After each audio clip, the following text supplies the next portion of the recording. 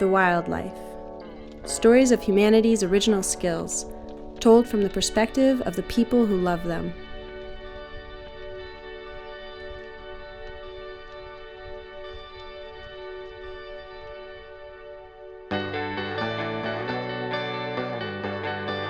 It's late autumn in Vermont. Brad, Perrin, and myself are traveling across the state to visit our friend Nick Neddo. He is an artist, a teacher, practitioner of these skills since the late 90s. He's devoted to so many different skill sets within this world, although we're going to talk a little bit more about green willow basketry. He's an ideal person for us to go visit and explore what this show is really about. Perrin's coming along for the ride. He has been studying these skills for a long time. He's both a friend of ours as well as Nick's. To Sarah and I, the WildLife series is a new adventure, a new challenge. After 10 years of running routes and teaching these skills, we now get to combine our passion for teaching, filmmaking, and traveling and offer our perspective to show you the natural world the way that we see it, to seek out people practicing and teaching these skills and share their vision of why it's so important in today's world.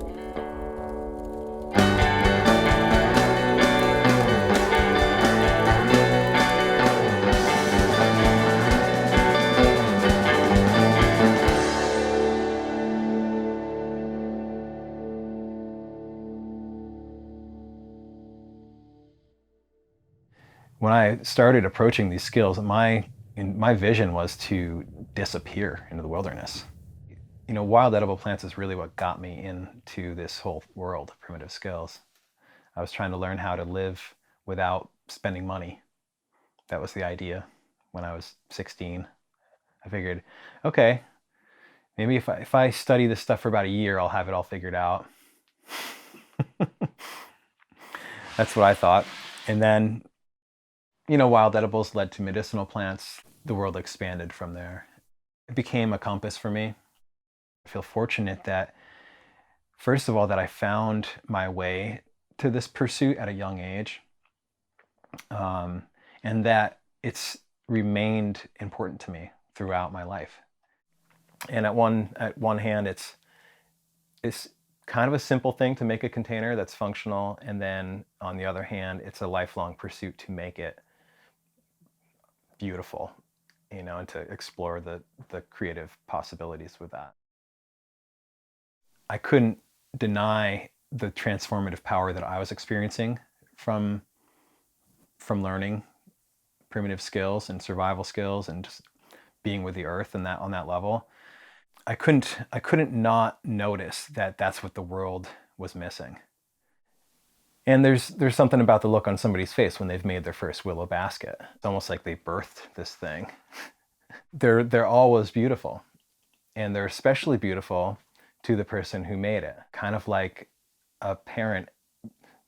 To a parent, their baby is the most beautiful thing in the world, even if it's an ugly baby. The willow basket goes through this phase for the beginner. It can be ugly, and then it can be beautiful, that you can love it, you can hate it, but ultimately you come around and you love it again. Because even if it's not the perfect willow basket, it's something that you made, and it's something that shows you everything that you've learned along the way. It's a documentation of the lessons that you gathered, all the little mistakes and all the inconsistencies, all the things that went wrong and the things that went right are a map that shows you how to approach your next basket with more insight, right? And I like to tell my students that this will only be your best willow basket if it's the only one you make. There are a lot of resources out there. There are people like me teaching, there are books and all sorts of things, places where you can learn. But I think what's more important is giving yourself permission to goof around with it, to make mistakes, to experiment, go out in the landscape and get to know willow, get to know the different kinds of willow, bend it, play with it, understand its growth habits, pick up the patterns, and start to make these observations about what all willows have in common.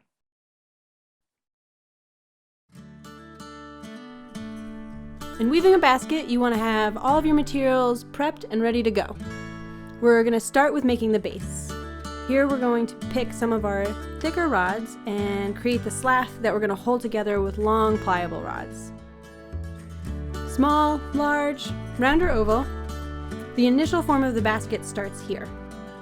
Once the base is completed, we're going to insert our upright stakes and we're going to prick them up. The next step is the upset, where we're going to give that vertical form to those stakes some security.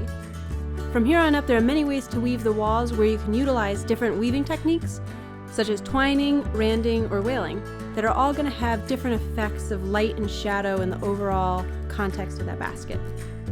As you build up the walls of the basket, symmetry and form become the focus. The final step is completing the rim, where we turn down our stakes and weave them into a border, tying the basket together.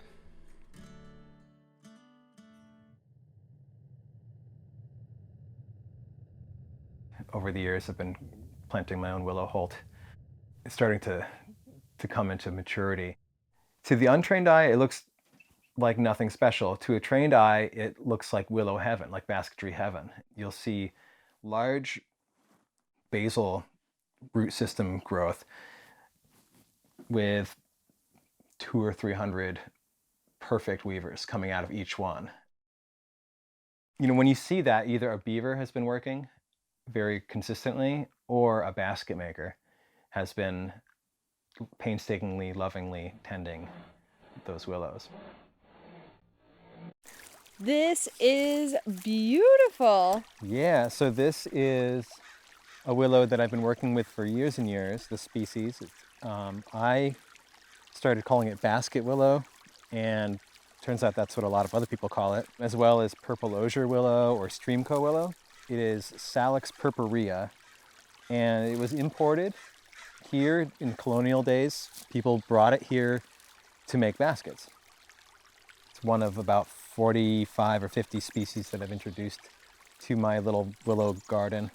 So this is a good example of coppicing. This is cut down every year, and with this one I've cut it down around knee height. And this is what grew last summer. This is a single growing season of material. And you can see that it's begging to be woven into baskets. And you can tell this is really the only willow that will grow with opposite branching pattern as well as alternate. All the other willows are alternate branching patterns. So this is like the easiest one to identify. One of the things that makes this so good for weaving, in addition to how flexible it is also how long it is and how there isn't much of a variation in diameter from base to tip. When I'm harvesting, I'm trying to think about the size of the wound that I'm leaving. You can see the last year's cuts, actually from the spring, early this spring. And then this is where it all grew this year from this height. So next year, the next time I cut it a few inches taller even, to be able to leave usable vertical structure for birds and other wildlife is really important, instead of removing all of it. So for sure, a lot of what I harvest, I do cut right down to the ground. It just straight up coppice them. But I mix it in with different management practices, so to speak. Yeah, I think that's like one of the many examples too where people can work with the landscape and have a win-win situation. A win for you, a win for the willow, a win for the birds. It doesn't have to be an extractive process. Yeah, exactly. So thinking about reproduction and how things grow and just the whole dynamic interplay. So, I mean, I'm looking for a productive, thriving, healthy biodiversity, and monoculture is the antithesis of that. And anywhere there's water moving through a landscape is going to offer this amazing opportunity for biodiversity. And so, I mean, along here we've got our bone set patch. We have bottle gentian, which is endangered in Vermont, in here. And, you know, so I'm tending the willows for sure, and I favor them. But then when I notice these other special creatures, then they end up having their own spot, and I try to do things to propagate them or favor them. The idea for me is to honor the fact that we are materialistic people. We live in a material world. I've learned to redefine that term for myself, and it's okay to be materialistic.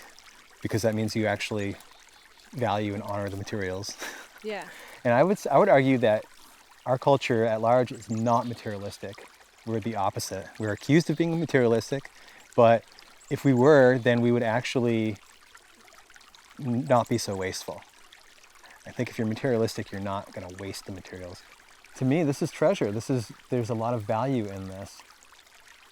Sometimes I wonder if the willow is tricking me into, by luring me into having this useful, this beautiful material. It's luring me to take care of it and ensure that it has a place to live. And that's for sure the case with this landscape. This place is turning into Willow World because of my love of basket making. Yeah.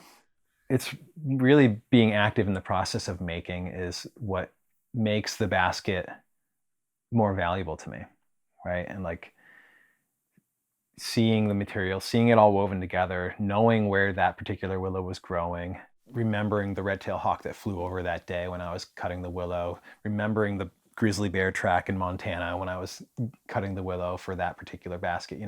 They hold things, but they also hold memories and they hold stories. I could buy a basket and it's holding the memory of that craft store, or that's not sacred to me. It's not special. It's not that the basket isn't important or it's not valuable. That poor basket, it needs to be adopted and given a life with memories and stuff. The act of creating, being a participant in this thing's life, in its birthing, and then knowing that the place where I harvested the willow is also healthier because of my infatuation with making baskets. And I find myself in these remote places, and I'm the only person who's been there for a long time. And I go back the next time I'm there, and the only person who's been there was me the year before. And so one of the most rewarding parts of the whole process of making things, basketry and anything else from the landscape, all the different primitive skills, for me is developing these specific relationships with a specific place. As a basket maker, the first several years that I was looking for willow out on the land, I was not really participating that much as a tender or as a caretaker on the land. I was doing my best, but I didn't understand willow well enough to know that I could emulate what the beavers are doing with the willow and then have a consistent source of basket material year after year. To do that, you're out on the landscape and you're allowing the landscape to be the teacher. And that's when all the magic happens, right? That's when you have these awesome wildlife encounters, and that's when, patience and persistence pays off.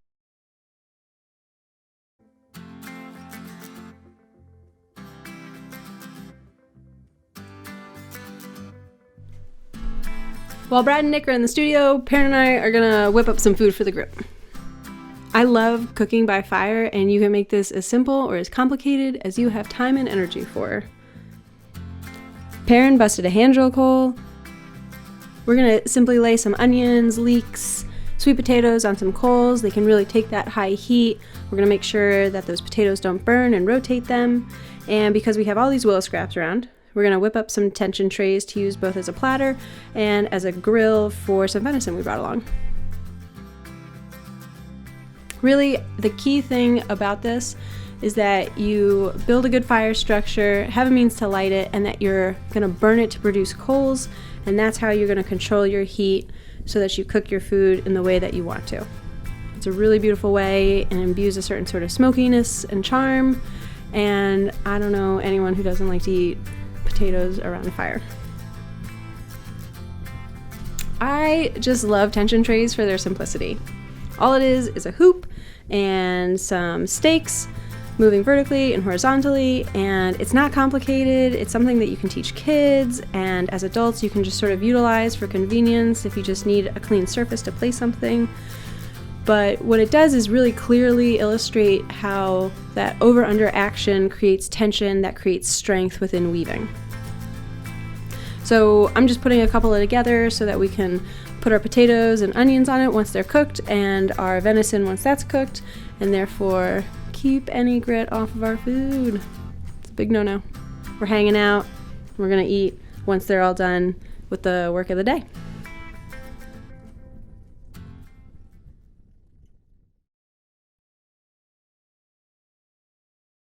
In every part of the world, and every specific culture has a tradition of weaving things. We all have ancestors that were living and thriving in the Stone Age. In fact, the vast majority of each of our ancestors were thriving in the Stone Age. And if that weren't true, then we just wouldn't be here. Working with willow baskets and willow in general, primitive technology in general, is really, for me, kind of a gateway or a connection to my lineage personally, but also to the human lineage. And in a time when I feel like the human family is losing its center, losing its sense of belonging, its sense of purpose, its context of who we are, where we've come from, it's important to me. And I think it's important for others, whether they know it or not, to have that bigger picture context. I think a lot of people think the human story began at the beginning of civilization, which is only the last 5% of the time we've been on the planet as Homo sapiens. And so knowing that the story is so much deeper, and knowing that the problems that we're experiencing in the modern world, as far as ecological collapse and social unrest, the social injustice, these to me are direct consequences of, among many things, losing our context, losing our sense of place. And not just a sense of place ecologically and on the planet, but our sense of place among our communities. We are very isolated, I think perhaps more than we've been ever on the planet, from ourselves, our sense of purpose, our sense of community, our sense of ecological participation on the landscape. These are all things that, to me, these are grandiose problems, and it seems silly in a way to think that making a basket from sticks is a way to fight that or to address that. But to me, that's an avenue, at least it's a beginning of a conversation or the beginning of a trajectory that addresses who we are, right? We are creative, problem-solving, resilient creatures. That's the human superpower. And when we don't access that, when we're not flexing that muscle, it atrophies. We stop asking questions. We stop thinking critically. We lose the ability to solve problems and to ask questions. We lose our connection to curiosity and creativity. And without that, it just seems like our days are numbered on this planet. We need to be adaptable.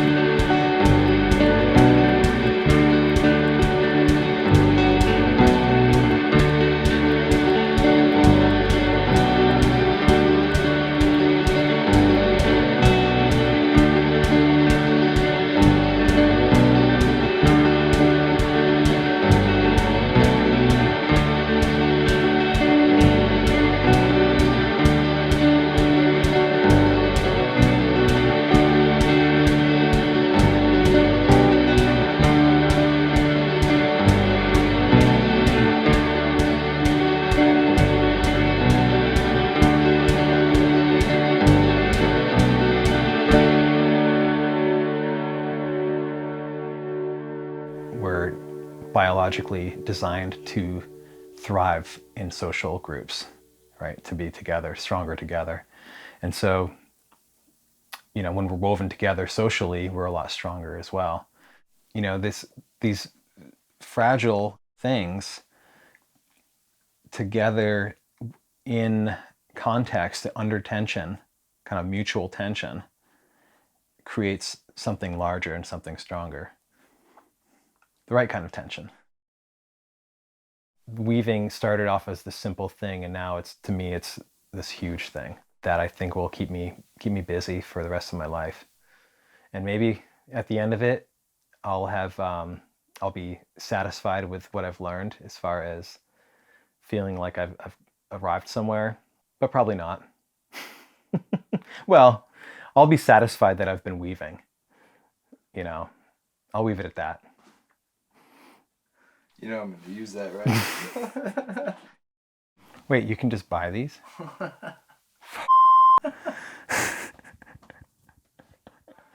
I quit.